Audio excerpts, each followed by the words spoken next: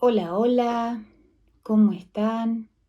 Saludo por acá a toda la gente que me está viendo, que me dice que esto le resulta interesante y, y enriquecedor para su conocimiento y para su camino.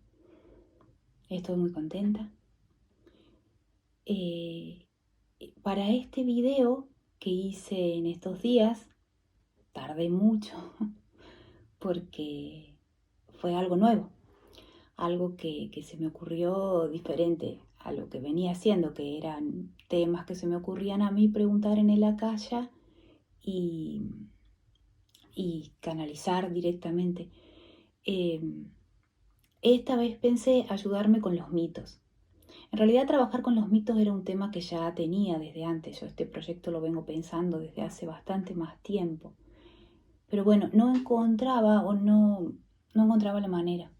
No veía el modo de conectar mitología con los registros, ¿no? Con la sabiduría de la Akasha, porque lo que yo aprendí es a canalizar información de las personas que consultan en su energía akáshica, en sus propios registros. Pero bueno, en este camino en el que ya estoy desde hace bastante tiempo, es como que cada vez voy comprendiendo mejor el Akasha, comprendiendo mejor su naturaleza, y es como si mi espíritu que conecta con esa energía fuese abriendo cada vez más caminos para acceder al conocimiento. Y bueno, siempre yo con los mitos, que los amo. Entonces dije, se me ocurrió hacer así, hacer el experimento y creo que salió bien. Hoy lo grabo y lo voy a subir, espero que salga lindo. Es pensar en algunos mitos, pero dije, no los voy a pensar yo, le voy a pedir a la Akasha, a la energía, que me indique cuáles mitos son los que yo puedo contar y leer el Akasha de esa historia mítica que, sin duda, como los mitos cuentan lo que somos como humanidad después de la caída de la conciencia, esos registros muy remotos que quedaron de esas viejas historias, cuentan cómo ha sido ese inicio, cómo ha sido la humanidad, cómo ha sobrevivido en caída de conciencia, ¿no? Que es la pérdida de la luz, la pérdida de la posibilidad de conectar directamente con la divinidad, que en otros planos sí tenemos. El ser inmenso que somos nosotros, no solo este cuerpito que habita la tierra, esta mente, estas emociones, sino el ser completo, todo lo que somos en luz, está conectado con la divinidad. Entonces, como los mitos ya del registro que nosotros tenemos en palabras que podemos comprender, que son las viejas historias, los mitos, ahí ya está el hombre en caída, están contadas esas historias. Entonces me dije, probablemente si no lo elijo yo, sino conectada con el Akasha, la energía, esa misma energía sublime me traiga las historias o los mitos de los cuales tengo que hablar. Porque obviamente yo había pensado en otros, en algunos que me parecían, pero desde mi mente humana, ¿no? Racional. Entonces me dije, no, eh, voy a pedirle a la energía que me diga cuáles son. Entonces, ¿qué hice? Me busqué mi diccionario de mitología griega y romana, que acá está y se los muestro.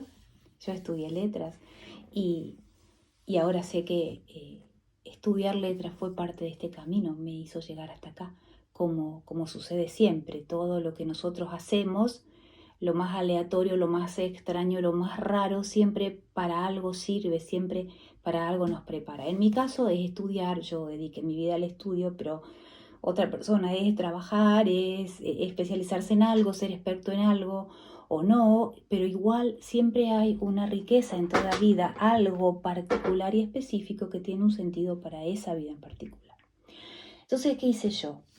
Abrí al azar, conecté, abrí al azar en tres lugares porque pensaba hacer 3 mitos y que cada uno eligiera. Porque digo, la persona se va a identificar con tal personaje, con tal otro, y ahí va a tener su mensaje. Ese fue el plan inicial, pero no pude. O sea, sí lo hice, tengo los 3 personajes, tengo los 3 personajes de lo que voy a hablar, pero hoy voy a hablar solo del primero. Porque empecé a escribir, y no paraba más. Entonces dije, bueno, no voy a hacer un video de 6 horas, es imposible, es un montón. Entonces hoy voy a traerles este mito que fue el primero que conectada con la energía de la calle, abrí el libro y salió, lo primero que vi, tac, ese personaje, Faetonte, que no es un personaje muy conocido, no es Hércules ni Afrodita, no es ninguno de los más así famosos también en las películas y demás. Es un personaje, digamos, no tan conocido, pero bueno, fue un hijo del Sol, uno de los tantos hijos que tuvo el Sol en el mito, y que fue precipitado al abismo por Zeus y terminó muriendo en un río. Esa línea, así se puede contar el mito de Faetonte. Y dije, bueno, señor, en realidad un muchachito, porque murió jovencito, a ver, ¿qué tenés? ¿Qué nos traes hoy? Y esto es lo que voy a subir hoy.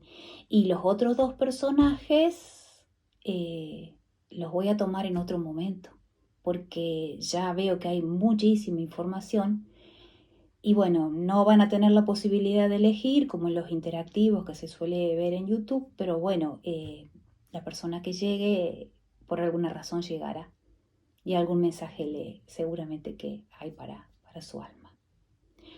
Voy a empezar, cuando empecé a escribir, a canalizar a Faetonte, empecé a escribir como si él contara su propia historia. Así que ahí va. Hacemos como siempre, yo voy leyendo y si lo siento, voy a detenerme y explicar. Porque probablemente mucha gente a la que le leí los registros, porque ya leía mucha gente, me vea, esto es así.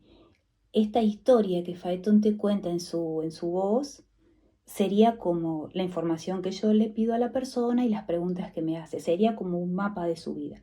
Y después, lo que viene después, que yo voy a indicar cuándo, es la interpretación, la lectura del registro de esta situación, para que quien escuche pueda tomar o dejar lo que siente en su alma. Bien, dicho esto, arrancamos. Fui llamado Faetonte y engendrado por dioses. Mi madre fue la Oceánide Clímene y mi padre fue Helios, el Sol. Durante mi niñez me fue ocultada la filiación con mi padre. Cuando era un muchacho me fue revelada esa identidad. Mi padre era nada menos que el titán Helios, el Sol, el ser gracias a quien se sostiene la vida toda en el planeta. Y yo, su hijo, sentí que no podía de ninguna manera ser menos que él, y reclamé una prueba de reconocimiento. Necesitaba que mi padre me tomara en su amor. Necesitaba que mi padre hiciera conmigo un acto soberbio y magnífico, que superara todos los actos con que pudiera haber complacido a mis numerosos hermanos.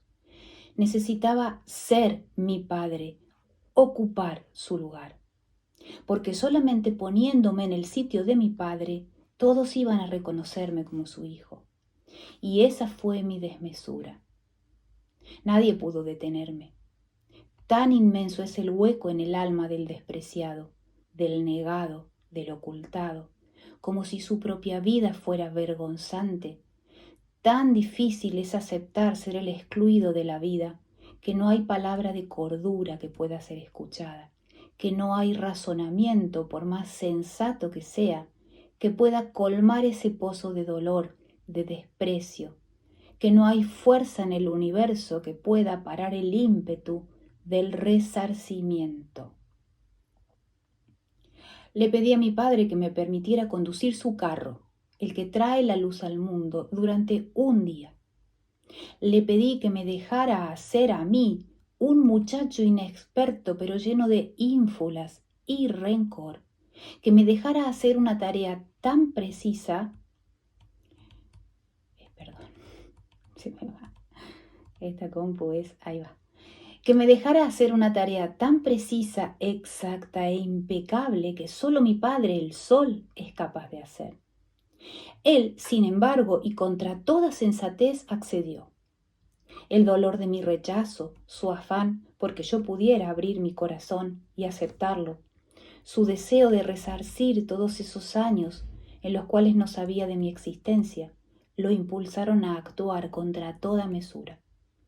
y el carro del sol bajo mis aterrorizadas manos, allá en las prístinas alturas, a punto estuvo de incendiar la tierra y de alterar la temperatura y el equilibrio de los astros sublimes que desde la tierra se contemplan como diamantes engarzados en el manto del cielo.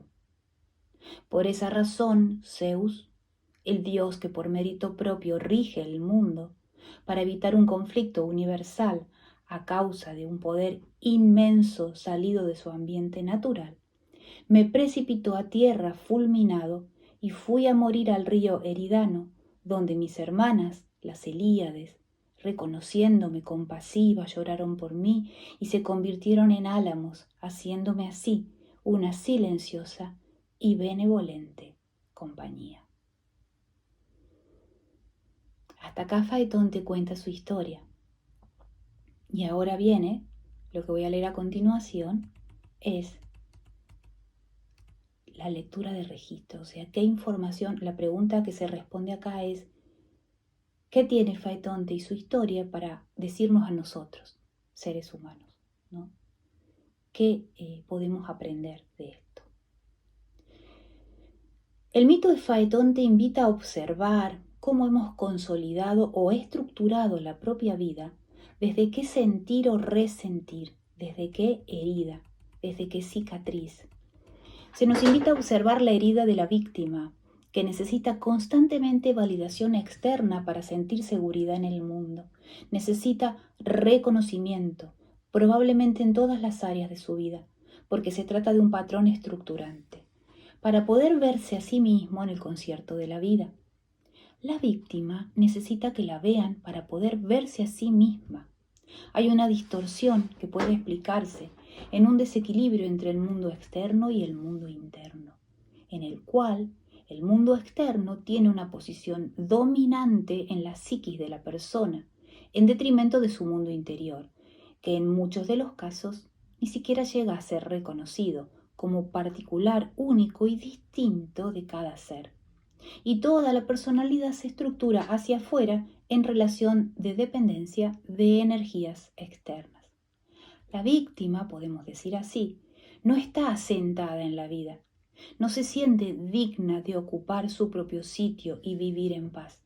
Necesita siempre a alguien que la valide, rescatándola, poniéndola en un lugar donde puede refugiarse durante un tiempo, hasta que la herida de exclusión o rechazo vuelve a gritar adentro e impulsa otra vez, implacable, a la persona hacia afuera, a buscar reconocimiento o validación. Es el piso que necesita bajo sus pies para poder hacer pie y sostenerse en la vida. Mirada. La víctima siempre necesita ser mirada. Y también, y esto es importante, necesita ser mirada en mejor condición o en un sitio más elevado que otros. Por eso Faetonte se elevó a lo alto del cielo, donde todos pudieran verlo, y también donde nadie excepto su padre ha estado. Hay una desmesura, una exageración en la conducta y en el sentir, una desmesura, como decían los sabios de la antigüedad, que enseñaban la ley de la justa medida en todas las cosas para alcanzar una vida en paz, una vida nutrida por la madre sabiduría. En el mundo que la humanidad ha construido a partir de la caída de la conciencia, la víctima es un arquetipo muy frecuente, porque el único propósito en un mundo que ha perdido la conciencia es sobrevivir, sostenerse en el mundo materia, ocupar un espacio seguro en un territorio que siempre será percibido como inestable. La víctima lo consigue invocando una injusticia que se ha cometido con ella, un ataque sufrido desde el exterior en condiciones de indefensión. Por eso es que reclama que la retribución venga también desde afuera, desde donde siente que ha sido vulnerada. Para que la víctima se construyen dos programas que la alimentan. Se interalimentan entre sí en realidad. Para que haya víctima hay un victimario o perpetrador. En el caso de Faetonte, son las circunstancias que hicieron que su padre desconociera su existencia. Y también para que haya víctima hay un salvador, que es el programa que responde al llamado de la víctima y la rescata. En el caso de Faetonte es su padre, el Sol, que está dispuesto a compensarlo cueste lo que cueste, es decir, sin sano discernimiento, sin medir riesgos ni consecuencias, poniendo en juego toda la obra de su ser y todo lo que depende de esa tarea, que es en el mito la vida del mundo todo, incluida la estabilidad del orbe celestial. Bajando el mito a escala humana, podríamos observar aquí que la desmesura del Salvador es inhabilitarse a expensas de la víctima. Da todo de sí, entrega su mundo entero. No hay conciencia de autocuidado, no hay benevolencia hacia su propio ser. Se lo entrega todo a la víctima, que nunca puede ser saciada porque su herida es, por definición, insaciable. Porque la herida es el cimiento de su identidad, de su ser en este mundo. Metafóricamente, la víctima toma toda la energía que el Salvador le entrega, que habitualmente es toda de la que el Salvador dispone. Por eso las personas que encarnan este rol padecen habitualmente como mínimo cansancio crónico, viven extenuados, volcados a las necesidades ajenas. Y la víctima, después de tomar toda esa energía vital, la recibe y la pone sobre su herida, con la sincera intención de cerrarla. Me llevo la mano al corazón porque la herida de la víctima, obviamente, duele en el corazón, ¿no? Entonces, con la sincera intención de cerrarla, no hay dudas. Pero, como ese inmenso poder, ese don inmenso, toda la energía vital de otro ser amenaza la existencia de la herida, digamos así, y la víctima sin herida pierde su identidad, su sentido en el mundo, instantáneamente abre aún más la herida. Si viéramos este proceso en visión, así lo vi cuando lo estaba escribiendo y leyendo en los registros, una visión, un suceso que se ve así con el ojo que lee, es como si lo vieras en el aire, como si vieras una película en el aire. Me vino esta imagen para explicarles esto. Sería como si alguien herido en un accidente, a quien los médicos en una tarea minuciosa, delicada y extenuante desinfectan, limpian, restablecen el sistema vital y suturan la herida, pero ni bien el herido despierta de la anestesia, abre nuevamente todo lo que cerraron los médicos y agranda más el tajo, mínimamente el doble, porque siente hondamente, en inconsciencia, que si lo dejan sin herida, le arrancan su vida. Así es. Así podría explicarse con un ejemplo en el mundo de la materia la psique identificada con la víctima. Es imposible salvar a las víctimas del mundo desde afuera. Es así. El desafío para salir de estos programas limitantes con la luz de la conciencia, es decir, con la sabiduría infinita de la Kaya que está disponible para la humanidad, es integrar en nosotros mismos esos patrones limitantes, comprendiéndolos, para quitarle poder en nuestro ser a esa víctima, a ese sentimiento de frustración e impotencia por haber sido despojados de algo que sentimos hondamente propio y que es justamente lo único que nos devolverá la integridad de nuestro ser, el goce de la vida o su posibilidad. El único camino posible es asumirla con la aceptación de los hechos que hemos experimentado en nuestra existencia y juzgados como injustos. Estoy hablando de la aceptación radical. Pero para llegar a la aceptación radical hay que trazar un camino de sabiduría. Hay que salir de la lógica fuertemente sostenida y entrelazada entre víctima, victimario o perpetrador y salvador. Esas tres instancias. No hay salida ahí.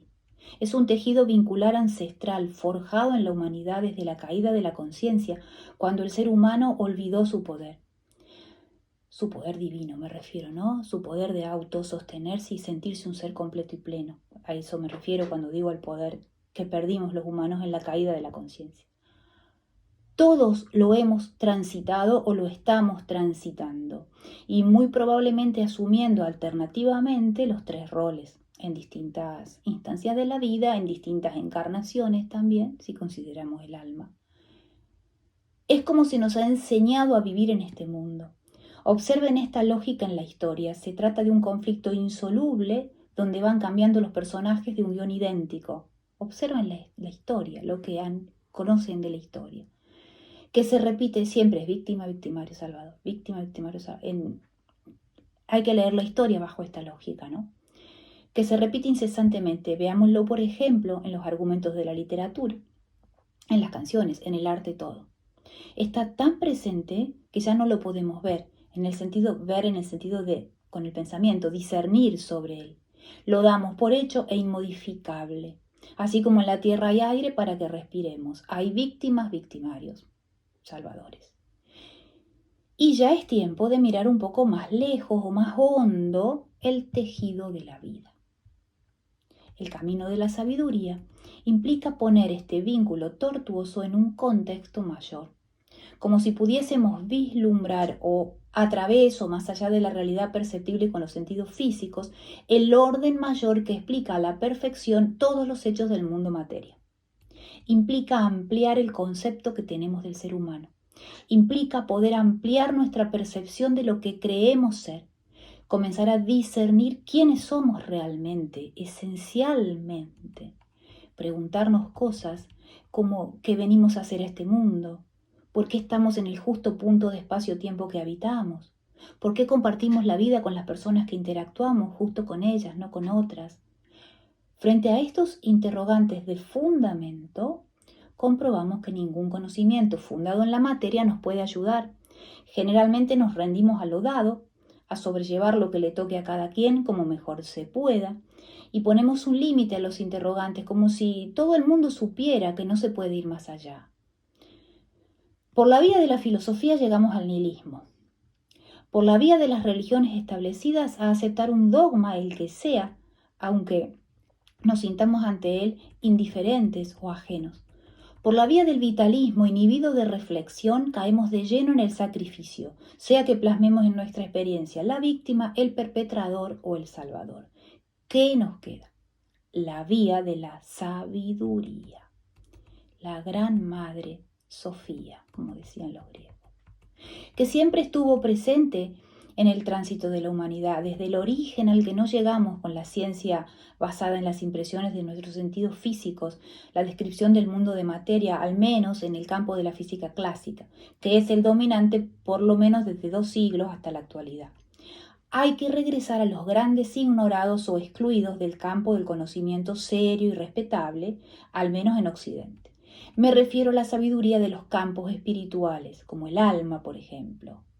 También a las intuiciones del arte, a la memoria resguardada en las antiguas historias, como los mitos, o en las profundas intuiciones de los primeros filósofos que le preguntaban al mundo directamente, para quienes el mundo era un libro abierto de comprensión desde una mente limpia de ideas previas, más inocente y por lo mismo más aguda, y comenzar a darles crédito, a recuperar esas voces antiguas que siempre estuvieron ahí para cuando pudiésemos escucharlas. Me encanta esto. Por ejemplo, el cuerpo de sabiduría expresado en el Kybalión, atribuido a una figura divinizada, conocida como Hermes Trismegisto, es un excelente punto de partida para comprender nuestro camino humano, más allá de lo evidente. En esa obra se nos explica que cada uno de nosotros es un pulso vital, de espíritu o sustancia sagrada, que va plasmándose en materia en múltiples, en infinitos sitios del universo, que esencialmente somos una posibilidad de vida latente, que va plasmándose según lo requiere un orden preciso y correcto, nuestro propio camino que teje, diseña y lleva a la realidad el alma, nuestra propia alma, un pulso salido de la fuente, se la llama fuente o padre, divinidad, padre, madre, origen. Todos seríamos parte de esa totalidad, ¿no? Entonces, y eso que es particular, propio de cada uno, igual a la divinidad y a la vez distinto, es lo que plasma esos caminos, ¿no? Entonces, específicamente en relación con la experiencia del dolor, el dolor que se genera en esta tríada víctima, victimario y salvador, venimos a transmutarlo, caminando la tierra como humanos, en infinitas experiencias, en esta vida presente y en cantidades incontables de otras, en su opuesto. Venimos a transmutar el dolor a su opuesto. La alegría, la serenidad, la paz, la confianza, la gratitud y las demás virtudes o altos dones, así me aparecen a mí mencionados en las lecturas de registros akáshicos que hago habitualmente, así me aparecen con esa expresión, altos dones que es necesario integrar en el ser que somos, cada quien en su único y específico camino, regulado por la ley de causa-consecuencia. Daré un ejemplo concreto de todo esto que vengo diciendo, de cómo salir de esta tríada, con el mito que comentamos hoy. La injusticia que Faetonte padeció, la de no poder acceder a su padre durante su etapa de crecimiento, no es atribuible a nadie en particular. Las circunstancias fueron así dadas. ¿Qué las dispuso de ese modo? El Kybalión nos da la respuesta con la ley de causa-consecuencia y es la siguiente. Somos nosotros mismos, en dimensión sutil, nuestra alma inmortal, podemos muy bien decir, quien traza todas las circunstancias de nuestras experiencias en materia, en este mundo o en otros, para compensar o equilibrar la infinidad de experiencias que venimos transitando. Entonces, si hemos abandonado en otra experiencia, el alma diseña una nueva experiencia donde seamos abandonados. O sea, los dos extremos. Si hemos abandonado, seremos abandonados. Para vivir desde adentro, digamos así, el padecimiento que nuestras acciones han generado en otra existencia, en otro ser. Porque el alma, cuando está incondicionada de la materia, es una esencia de prístino amor, se mueve en la neutralidad sin tomar partido y responde a su esencia errante, peregrina, a ese impulso de hacer camino, de experimentarse, y de ese modo va conociendo y creando a la vez y amando, por supuesto. No olvidemos la condición esencial de que solo se conoce y se le da vida a lo que se ama. Qué bello es. Con sus actos, el ser profundo, el insondable y hondo misterio que es el ser que es, la vida cósmica, podríamos decir, de la que somos parte y todo a la vez, según la ley de correspondencia que dice que como es arriba, es abajo. Ay, voy a tomar un poquito de aire. Me cansé un poquito de leer, pero espero que se entienda. Yo sé que son conceptos abstractos, pero bueno, respeto la información y respeto la autoridad y la potencia intelectual y sensitiva de quienes me están escuchando. Respeto absolutamente. Y además, por la ley de ofuscación, están a salvo quienes no entiendan o les parezca algo, no sé, que se sientan que no es para ustedes, lo dejan y ya está, no hay problema. Es así de perfecto cada camino. Entonces, tranquilos. Ya descansé un poquito, pero seguí hablando. En el próximo video me voy a traer agua. Ahí vamos de nuevo.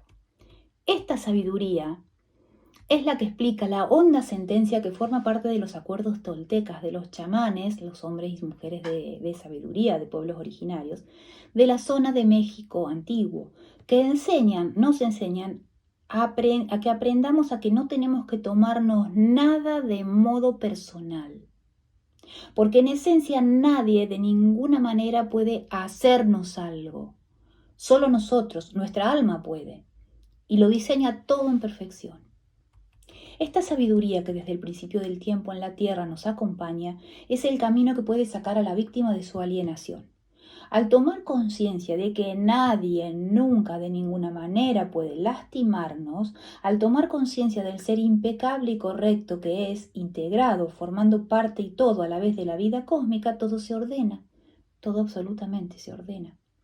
El Salvador también, por supuesto, se rescata a sí mismo del drenaje energético que supone dar alimento a las víctimas del mundo. Y del perpetrador o victimario, toda víctima ha encarnado al perpetrador y todo perpetrador será víctima, de acuerdo con la ley de polaridad. Ya la expliqué en uno de los primeros videos en los que empecé a hablar de los registros, el primero, porque subí un poema que amo de Ernesto Cardenal, de física cuántica, que tiene que ver con esto, obviamente, porque la física o mecánica cuántica explica ese fondo energético del que los sabios hablaron desde siempre, desde el origen de la humanidad. El que sigue, ahí habló mucho de las leyes del Kybalión, ya están ahí explicadas. Entonces, del perpetrador, toda víctima encarnado al perpetrador y todo perpetrador será víctima, de acuerdo con la ley de polaridad. Acceder a esta comprensión es el puente que nos conduce a la aceptación y a la rendición radical ante la vida. Y les devuelve a nuestros actos la conciencia perdida, para poder movernos de las decisiones que nos mantienen en la víctima hacia una toma de decisiones plenas de sano discernimiento que nos saquen de la situación en uso de nuestro libre albedrío. Bueno, media hora hablando, un montón. Media hora y un poquito más. Espero que les guste, les agradezco siempre que miren estos videos, que me comenten, ya sea si quieren acá abajo en los comentarios, igual si tienen alguna pregunta, si no quieren hacerla acá porque es pública, me pueden escribir ahí en el canal, están mis redes, tengo sitio en Facebook y en Instagram, me pueden escribir por ahí. Más adelante veré si lo siento poner mi correo electrónico por si alguien estuviera interesado en leerse los registros. Sigo leyendo registros a personas, todas las semanas estoy leyendo, a consultantes. Además de esto que lo hago para mi propio conocimiento y para el conocimiento de todos, porque yo soy parte de todos ustedes y todos ustedes son parte de mí. Nos estamos viendo. Que tengan un hermoso día. Feliz día a las madres. Feliz día para mí, que también soy madre y lo disfruté mucho. Besitos.